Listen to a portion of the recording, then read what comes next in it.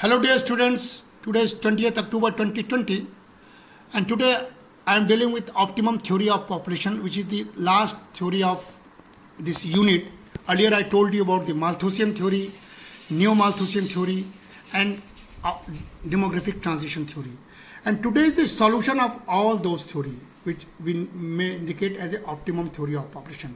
And when we introduce this, we may say the conceptual background of this theory is that optimum population refers to the size of population that produces the best results according to chosen targets. And when we talk about one text from 1926, we can say that the largest per capita income of consumers goods possible under the given condition. So this you can take in mind. Then what do you mean by optimum population? That is the largest per capita income of consumers goods possible under the given condition. This is the criteria of optimum population. And other potential end targets in favor of lower levels of populations are cited to include long-term sustainability, efficient operation of democracy. You can deal with the Indian circumstances, the preservation of personal freedom and the preservation of biodiversity, while potential end targets in favor of higher level of populations are cited to include the abilities to preserve the foster cultural diversity, to stimulate intellectual, artistic and technological creativity and to facilitate social infrastructure. So you have to think over this while stating the optimum population theory. And this theory is developed by many economists. Earlier it was in the name of Dalton, Robinson, West and Cannon, but Professor Sidgwick was the first one who have hints on optimum population theory in his reputed book Principle of Political Economy. But however, the book World Population by Carl Sanders popularized the concept of optimum population.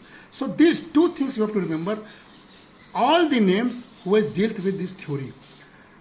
And when we explain this, again I am saying that the optimum population theory claims that the population growth is a beneficial if it pulls the economy towards optimum. Okay? And the three basic things is there. One is underpopulation, one is overpopulation, and third is optimum population.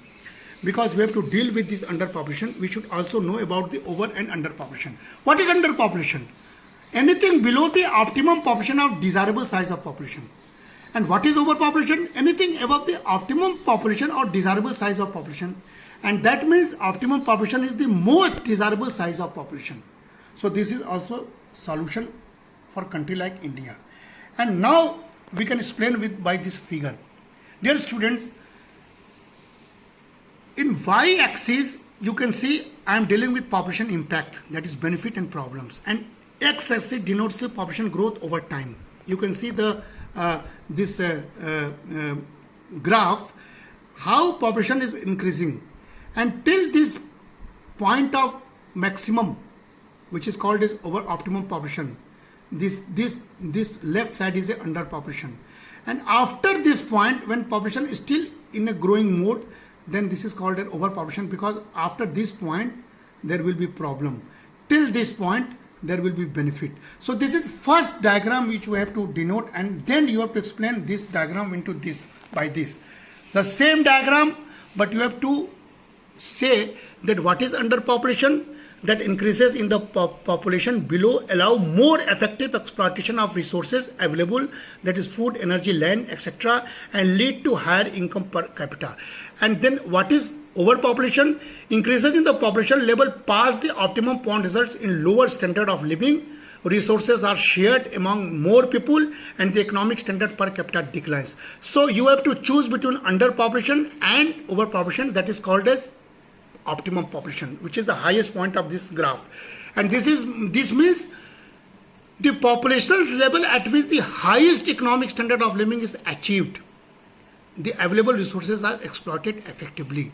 So dear students, this is a very beautiful theory which you can explain in the coming year, and you can correlate this theory with Indian circumstances. In India, we all know this is a COVID era. All the resources are distributed in the poor classes. Till November, 80 crore people are benefited with free food schemes. So that means India is a overpopulated country because the result is their standard of living is very low. So we have to move from overpopulation to optimum population. Okay, and again when you draw this figure to show the optimum population, the example is y-axis is a per capita income, x-axis is a population. You can see that 300 population is the optimum population because here the per capita income is 700. Okay, so moving from A to P, this point is the optimum population, and we can survive at the level of 300 population. And then again, when we denote this through this diagram, you can see that PA to M point, and then M to C point, and from P to P1 graph, this can show the underpopulation, overpopulation, and maximum population, that is optimum population of the theory. So these three graphs denote the theory of population. But there are certain assumptions of this theory. What are those assumptions? And these assumptions may be also the criticism of the theory. The theory assumes that even though the population increases, the percentage of working population to total population remains constant. With this assumption, the theory exists. And second, there is no change in natural resources, capital and technology. In other words, an increase in population does not alter the available natural resources, capital and technology. So under this assumption, the population optimum theory exists. But this is also the criticism of this theory, which denotes that we may move further from this theory also. Okay, so the question is, can optimum size of population changes? Then you must say yes. That means optimum point of that population is not static, but that is a dynamic. With this diagram, you can show that earlier I told about only one graph from A to P, and then with coming time, with increase in the production, with better agriculture production, with better innovation, with better technology, with better standard of living, with better job opportunities, we can move from E to E1, and again from E1 to E2. So E1 and E2 is a growth story. When we are moving to the growth path, the population may increase from N to N1 to N2, and this is not overpopulation, but this is an optimum population stage. So dear students, you can say that optimum theory is not static, but this is dynamic, because with the given resources, that is, we are not thinking as a constant. We have to increase our resources, we have to skill our development, we have to invent our new technologies, we have to go for good and modern agriculture system. Then from E we have to move to E1 and E2, and this E1 and E2 is a growth story. And then we can say that optimum point can move from E to E1 and E1 to E2. So this is a dynamic stage. यानी आपको अगर हम स्पष्ट रूप से समझाएं तो जनसंख्या की वृद्धि तभी मानी जाएगी जब जनसंख्या बढ़े और रिसोर्सेज स्थिर रहे, रोजगार में कमी रहे। ऐसी स्थिति को हम जनसंख्या का विस्फोट की स्थिति कह सकते हैं। लेकिन अगर जनसंख्या में वृद्धि हो और उसके साथ साथ हम विकास भी करते जाएं, इनोवेशंस भी करते जाएं, उन्नत कृषि भी करते जाएं, लैंड के रिफॉर्म भी करते जाएं, स्किल डेवलपमेंट भी करते जाएं और लोगों को रोजगार भी देते जाएं, तो बढ़ी हुई जनसंख्या को हम विकास से तालमेल बिठा सकते हैं और ऐसे जनसंख्या को हम ऑप्टिमम के बदलते स्वरूप में दिखा सकते हैं। So this is how you have to explain the optimum theory of population, and the formula to calculate this population is M is equal to A minus O divided by O, and here M is a degree of maladjustment, where A is the actual population when I have told you earlier in the diagram, and O is the optimum population. That means if M is greater than O, it is a case of overpopulation. You can recall that diagram. And if M is less than O, it is a case of underpopulation. Again, you recall the diagram. And what is the desirable condition? If M is equal to O. that is the population is in optimum level. So this is how you have to explain this theory, and like this you can write the formula m is equal to a minus o divided by o, where m is a maladjustment, a is the actual population, and o is the optimum population. So dear students, this theory can be correlated with the earlier theory given by the Malthus.